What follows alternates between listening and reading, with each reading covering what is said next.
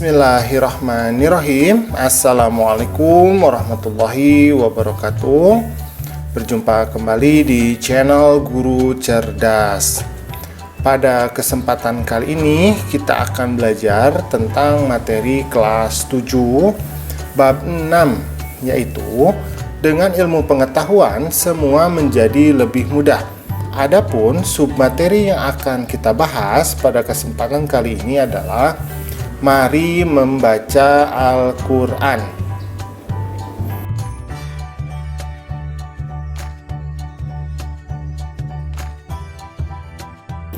Mengingatkan bagi kamu yang belum subscribe, silahkan subscribe terlebih dahulu, kemudian pencet tombol like dan share channel Guru Cerdas agar channel ini dapat terus berkembang, kemudian memberikan manfaat bagi kita semua. Yuk kita langsung masuk ke pembelajaran. Tahukah kamu siapakah yang memiliki ilmu itu? Nah, yang memiliki ilmu itu adalah sesungguhnya yaitu Allah Subhanahu wa Ta'ala.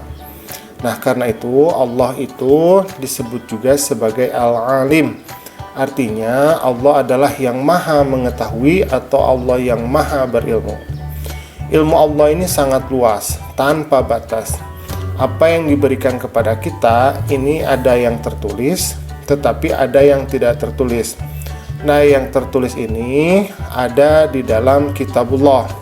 Nah, kemudian ada yang tidak tertulis. Nah, yang tidak tertulis ini adalah alam semesta beserta isinya.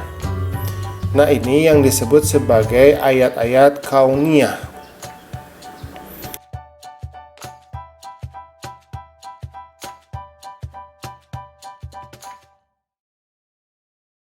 Nah, jadi selain kita ini belajar tentang alam semesta, ya, ilmu pengetahuan alam, kita juga wajib untuk mempelajari ilmu Allah yang tertulis, yaitu Al-Quran. Al-Quran ini dapat dipelajari dengan cara membiasakan untuk membaca tartil. Jadi dari bacaannya terlebih dahulu ya, kemudian baru kita pahami artinya atau terjemahnya. Nah, setelah itu baru kita memahami kandungannya. Jadi kita harus mampu membacanya dulu, kemudian mampu mengartikannya dulu, baru kita mampu memahami tentang kandungan dari ayat tersebut. Pada kesempatan kali ini kita akan mempelajari dua ayat.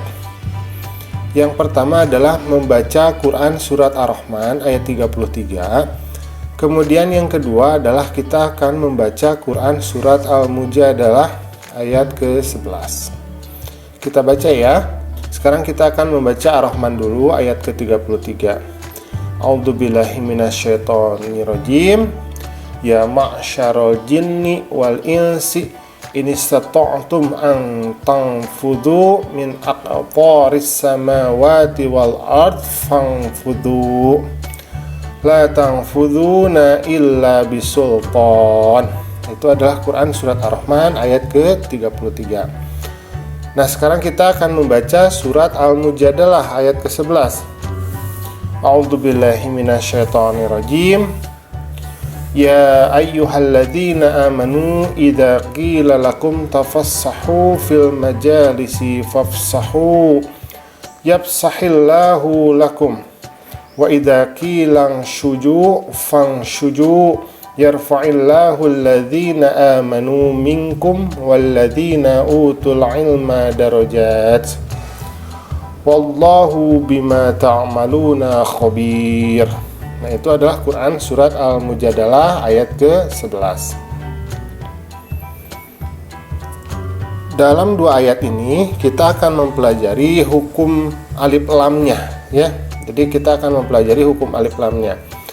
Hukum bacaan alif lam ini dibagi menjadi dua macam, yaitu yang pertama adalah alif lam samsiah atau disebut juga idgham samsiah. Kemudian yang kedua adalah alif lam qamariyah atau disebut juga idhar qamariyah. Nah, penjelasannya seperti ini.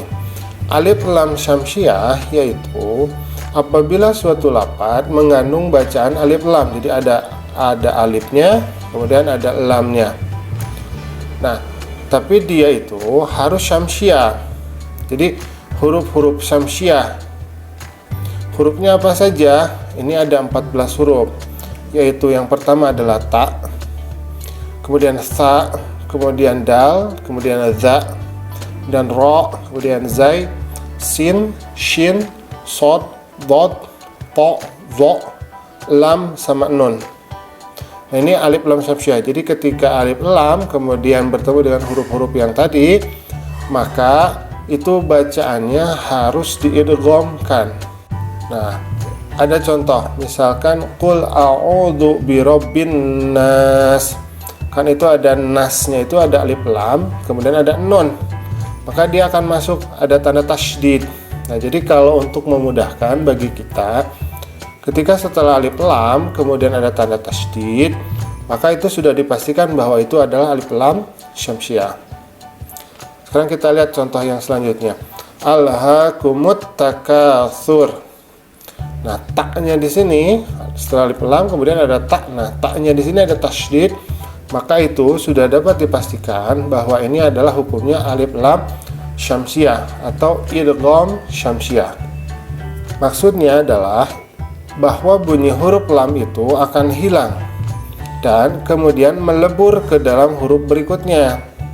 Nah, selanjutnya kita akan membahas tentang alif lam qamariyah. Nah, alif lam qamariyah ini berlaku apabila suatu lafaz yang mengandung bacaan alif lam qamariyah itu diikuti oleh huruf-huruf seperti ini, yaitu alif, kemudian ba, kemudian jim, kemudian ha, kemudian kha, kemudian ain, ghain, fa, qaf, kaf, mim, waw, ha, dan iya. Jadi ada 14 huruf. Jadi ketika alif lam bertemu dengan 14 huruf ini, maka hukumnya menjadi qamariyah.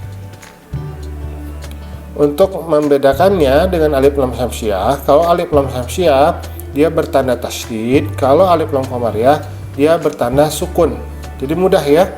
Jadi kalau ada tasydid, nah berarti syamsiah. Kalau sukun berarti qamariyah. Atau kalau mau lebih mudah lagi, kalau tasydid kan itu seperti huruf sim ya.